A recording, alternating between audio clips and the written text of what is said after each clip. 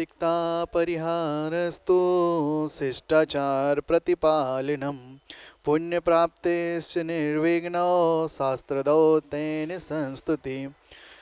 पंच परमेष्टि भगवान की, आचार्य भगवान विश्वेश्वर सागर जी महाराज की, परम पूज्य मुनि श्री सुप्रभ सागर जी महाराज की, परम पूज्य मुनि श्री प्रणत सागर जी महाराज की जय। जैन बंधुओं, आप और हम सभी एकत्रित हुए हैं आज विश्व प्रिय कार्यक्रम सम्यक समाधान में, जहां पर आप सभी के मन में उठने वाले सभी समीचीन विकल्पों का परम पूज्य मुनि श्री सुप्रभ सागर जी महाराज जी करते हैं समाधान।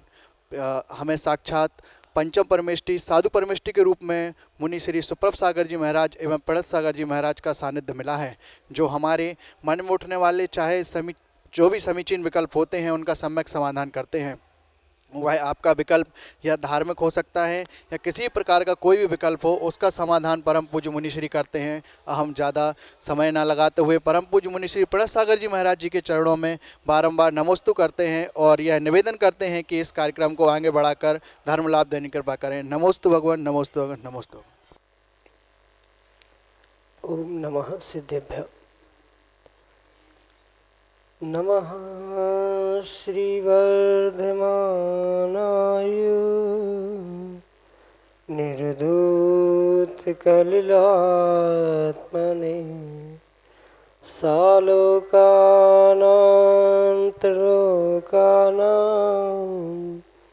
यदि विद्यादर्पणायते यदि विद्यादर्पणायते।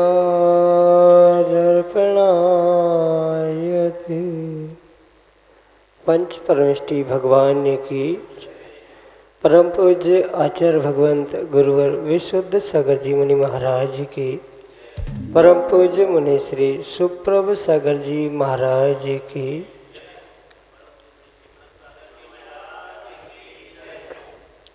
समीचीन विकल्पों का सम्यक समाधान। सम्यक ज्ञान की वह अनूठी विधा जो हमारे ज्ञान को सम्यक की ओर ले जाने वाली है, क्योंकि सम्यक ज्ञान ही मोक्ष मार्ग में कार्यकारी उपाय है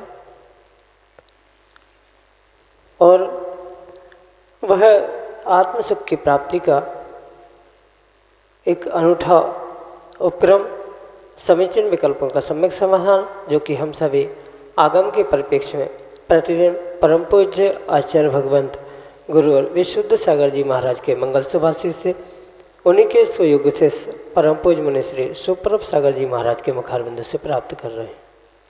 प्रारंभ करते हैं आज का सम्यक समाधान और आज के पहले विकल्प के लिए राकेश रागी, पत्रकार, बक्सवाहा, छतरपुर, मध्य प्रदेश से मुनिश्री के श्री चरणों में बारंबार नमोस्तु निवेदित करते हुए अपना समीचीन विकल्प रख रहे हैं कि महाराज जी, जो हम किसी भी अनुष्ठान में बोली आदि लेते हैं तो उसका पैसा कैसे देना चाहिए, क्योंकि कई लोग बोली लेकर सालों साल वह राशि जमा नहीं करते, तो बोली का पैसा कैसे जमा करना चाहिए।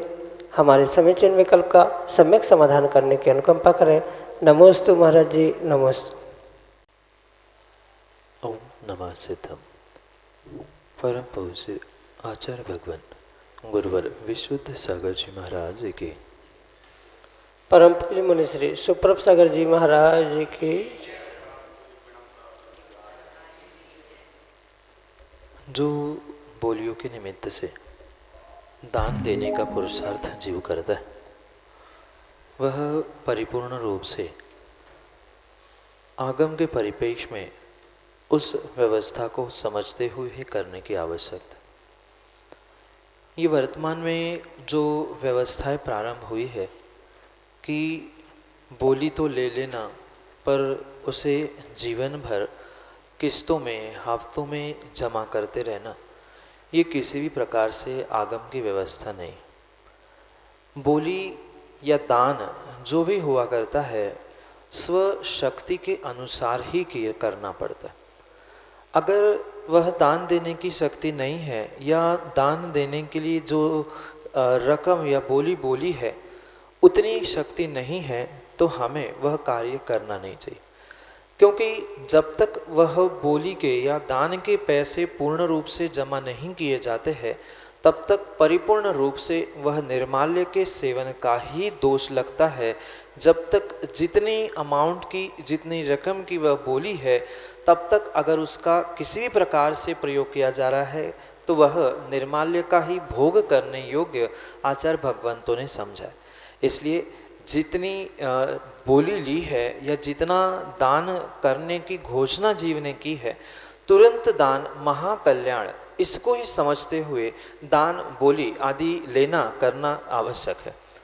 अगर माना कि शक्ति नहीं है और फिर भी भावुकता में आकर बोली ली जा रही है, दान की घोषणा की जा रही है और जीवन भर सालों साल उसे चुकाने का प्रयास किया जा रहा है, तो वह आगम के परिप्रेक्ष्य में योग्य नहीं है।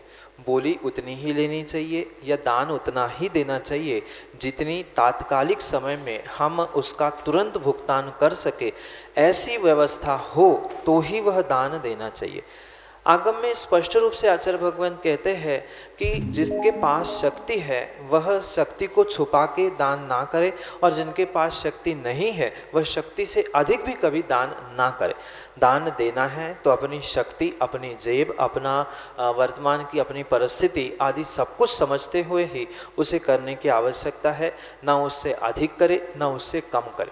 जो शक्ति होने पर भी, धन होने पर भी दान नहीं करता है, बोली आदि नहीं लेता है, उसको आचार्य भगवंतों ने डाकू कहा है। और जिसके पास नहीं है और वह ऋण लेके, किसी से मांग के या जीवन भर चुकाने की व्यवस्था से भुगतान आदि की व्यवस्था को समझ रहा है, तो वो भी आगम के परिप्रेक्ष्य में पूर्ण रूप से दोषी ही कहलाता है।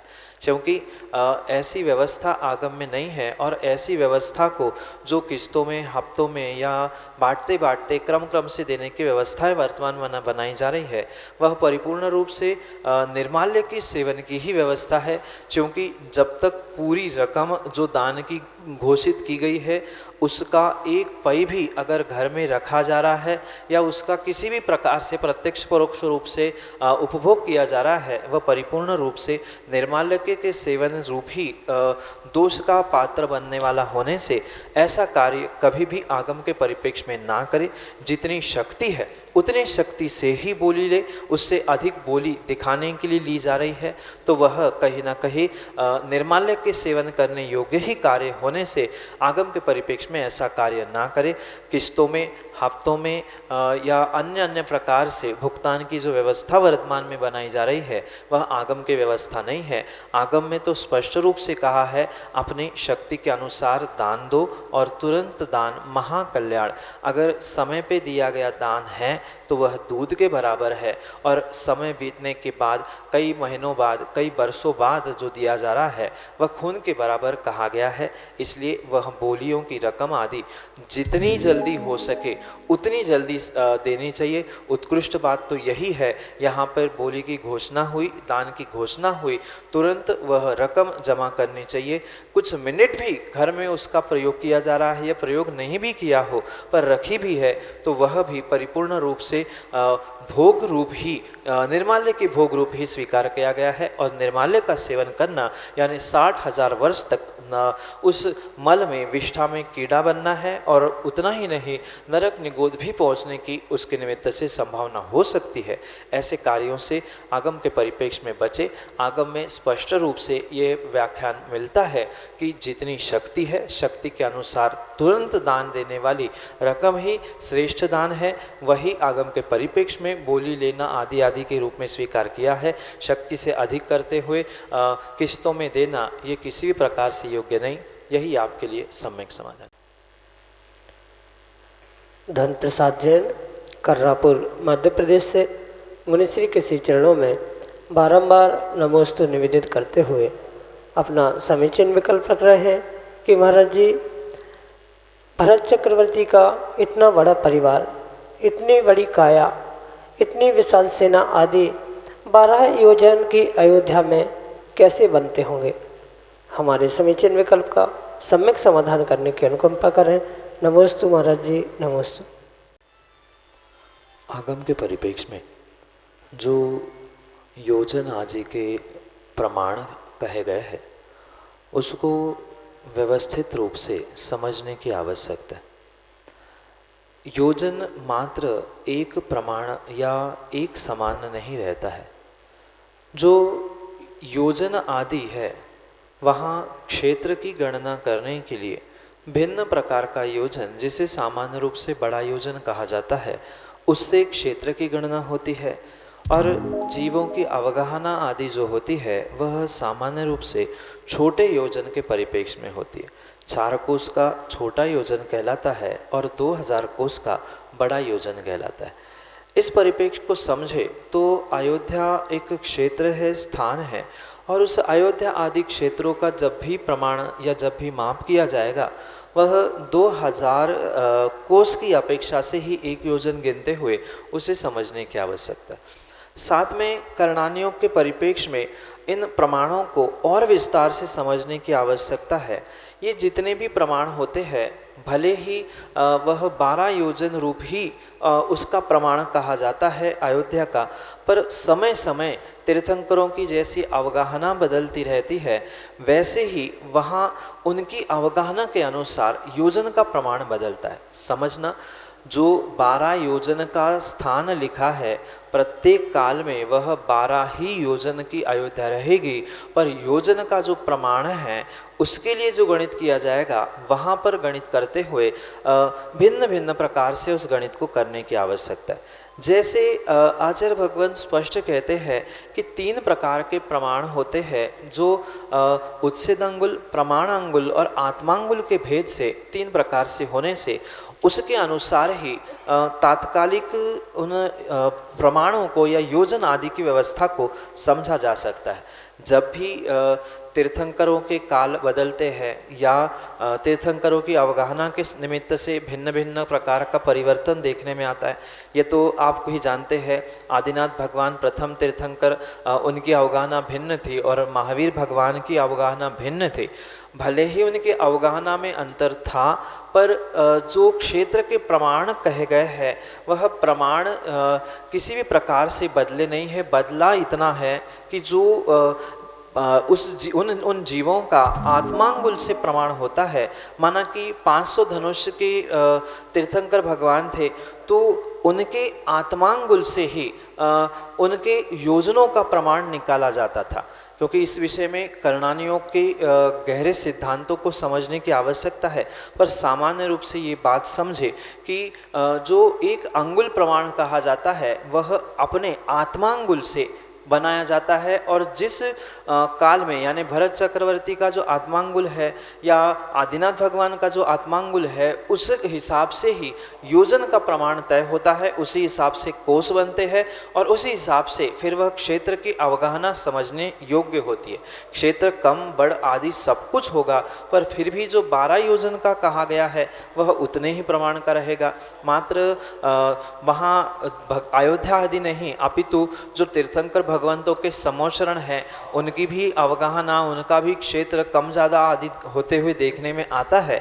वहाँ पर ये स्पष्ट समझे, वहाँ प्रत्येक जीव के यानी जो महापुरुष, सलाहका पुरुष आदि है उनके उस आत्मांगुल के प्रमाण से ही वह प्रमाण गणित बनाया जाता है। एक प्रमाणांगुल यानी स्टैंडर्ड होता है, जैसे कि वर्तमान के प्रमाण से अगर हम समझे तो 10 मिलीमीटर बराबर 1 सेंटीमीटर, 12 सेंटीमीटर बराबर 1 फीट, ये एक प्रमाणांगुल हो गया।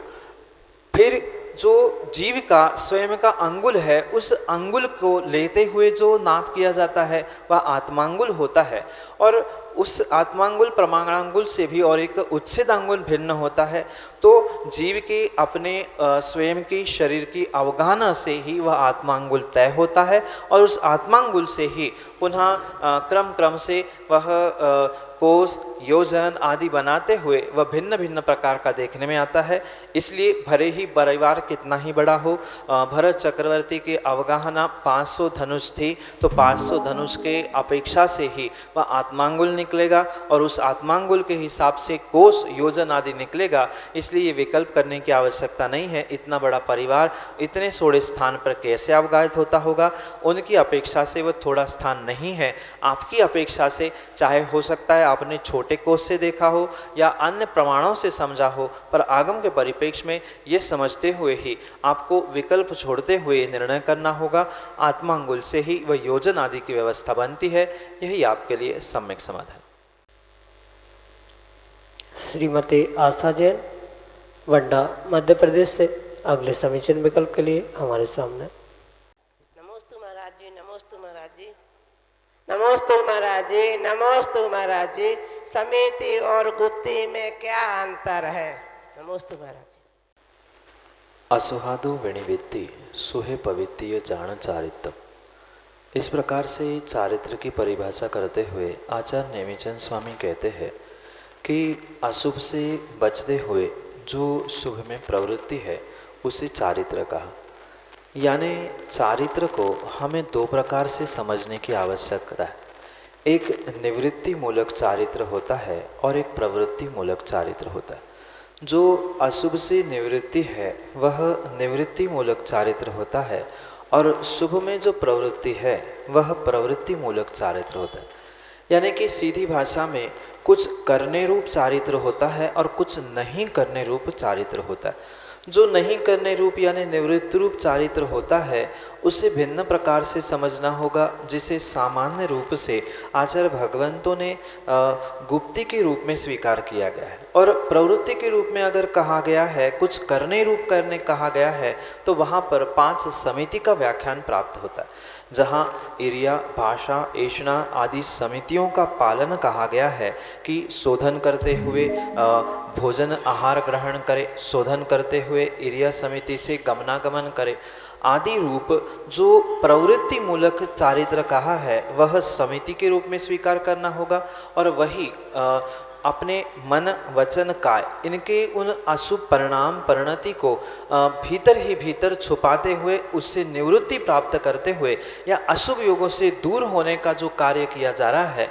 वह परिपूर्ण आगम के परिप्रेक्ष्य में निवृत्ति मूलक होता है। इसलिए मूलता समिति और गुप्ती में मूल अगर कोई अंतर है तो एक निवृत्ति मूलक है, एक प्रवृत्ति मूलक है, एक करने योग्य है और एक नहीं छोड़ने योग्य है। दोनों में अंतर विशेष नहीं है। अशुभ को छोड़ना मतलब ही शुभ में जाना है और शुभ को प्राप्त करना मतलब ही अशुभ को छोड़ना है। पर विधि निषेध की अपेक्षा से दोनों प्रकार से आचार्य भगवान समझाते हैं। किसी से दूर होना यानी अशुभ से दूर होते हुए मन, वचन, काय इन अशुभ योगों से दूर होते हुए अपने मन, वचन, काय को स्थिर कर लेना, ये गुप्ती कहलाती है, जो कि निवृत्ति मूलक है। और कैसे चलना, कैसे उठना, कैसे बैठना, कैसे वस्तु का प्रयोग करना, कैसे भोजन करना, कैसे आहार करना, ये जो प्रवृत्ति बताई जा रही है ये प्रवृत्ति मूलक समितियों का पालन करना, ये प्रवृत्ति मूलक चारित्र है।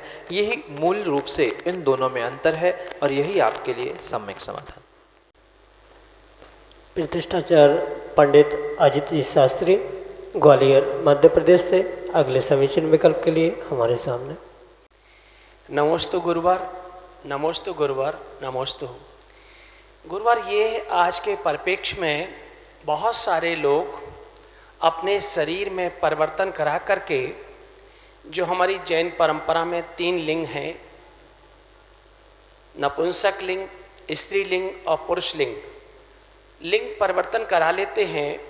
तो हम इसे धार्मिक परिप्रेक्ष्य में और कर्म व्यवस्था से, जैन दर्शन से इसका तदाद संबंध कैसे बिठा लें और इन्हें किस प्रकार का पाप या पुण्य का आश्रव होता है।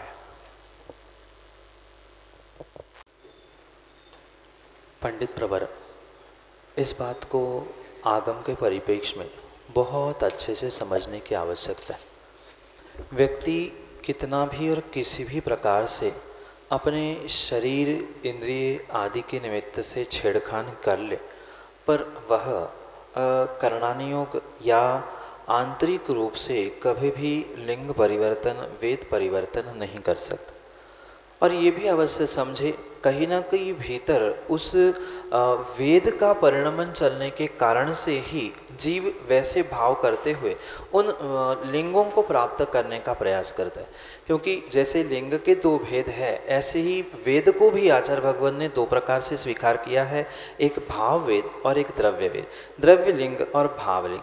तो चाहे स्त्री पुरुष नपुंसक किसी भी लिंग में जो जीव परिवर्तन करने का पुरुषार्थ कर रहा है, वह मात्र अपनी एक मानसिक संतुष्टि को प्राप्त करने के लिए इंद्रियों को नष्ट करते हुए इंद्रियों को बदलने का प्रयास कर रहा है।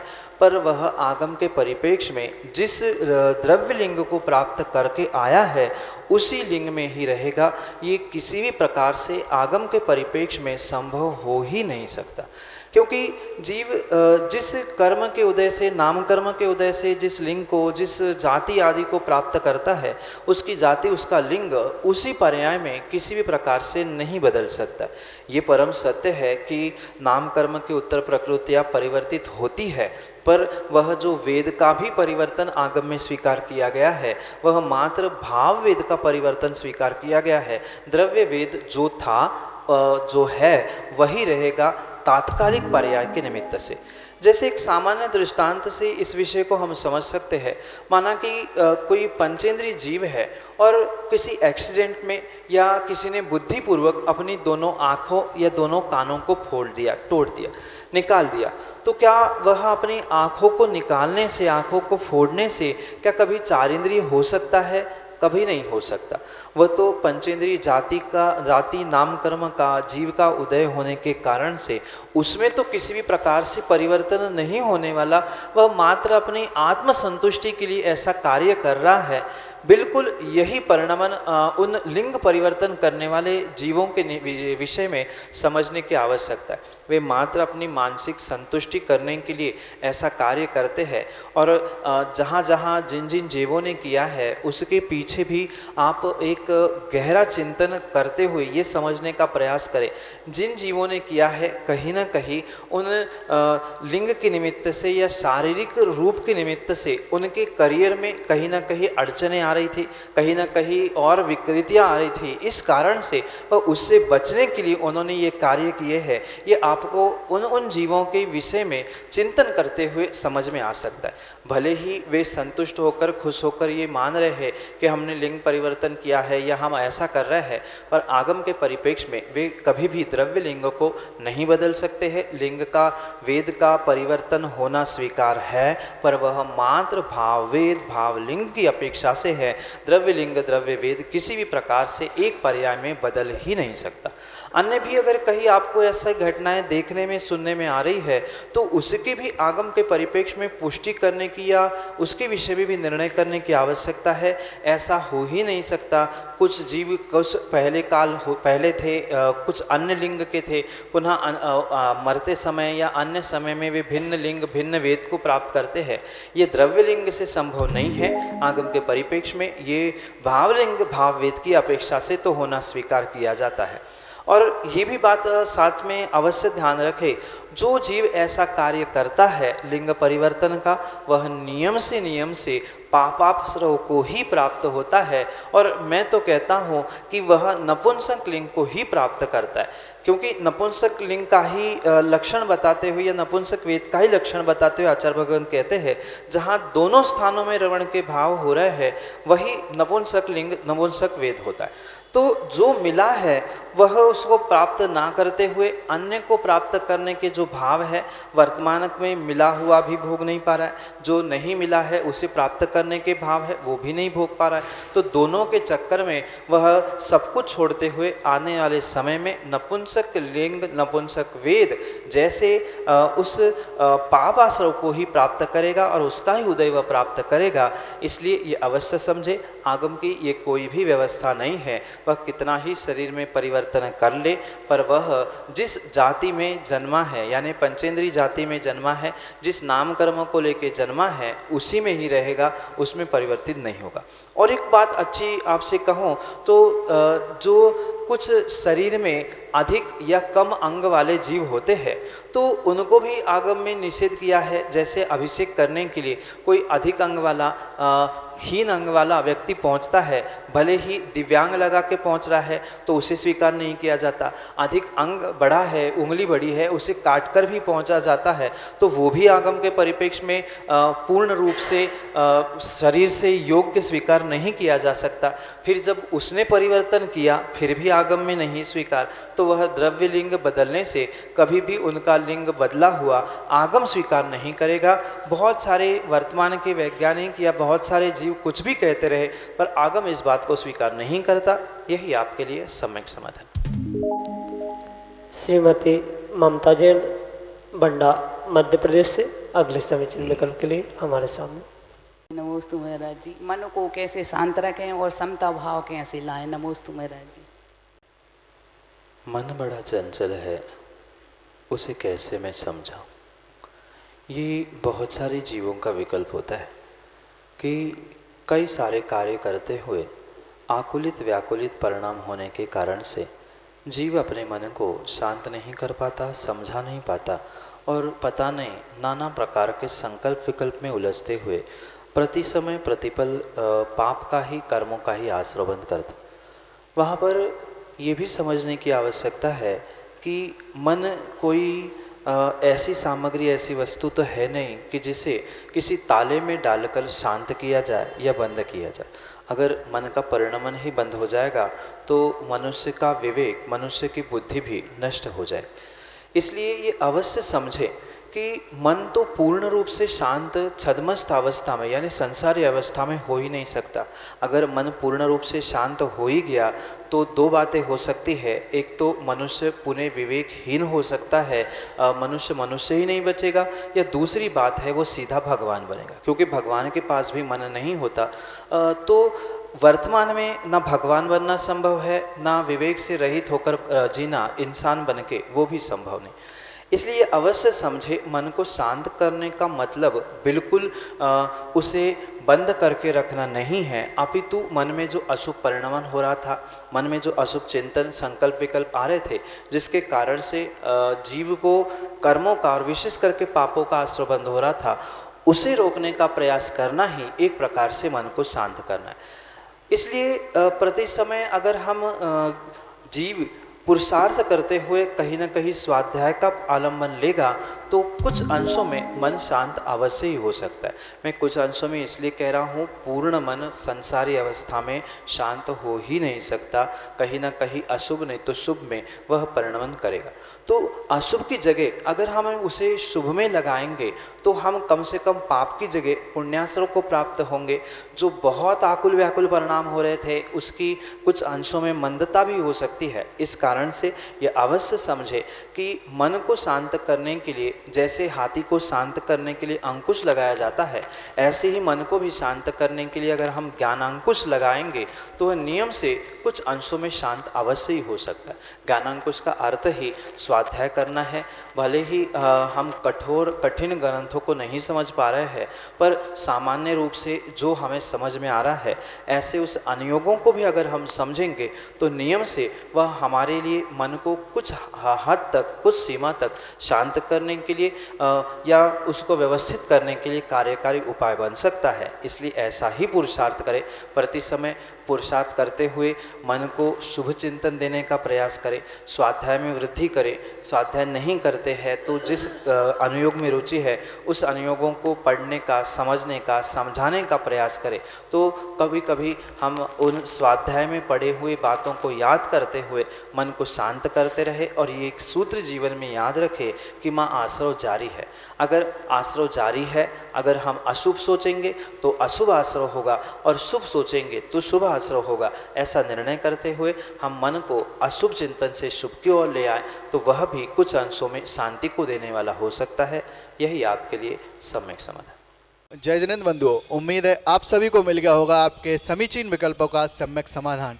परम पूज्य मुनीश्री ने बड़ी ही सहजता पूर्वक दिया है आपके हर एक समीचीन विकल्प का सम्यक समाधान।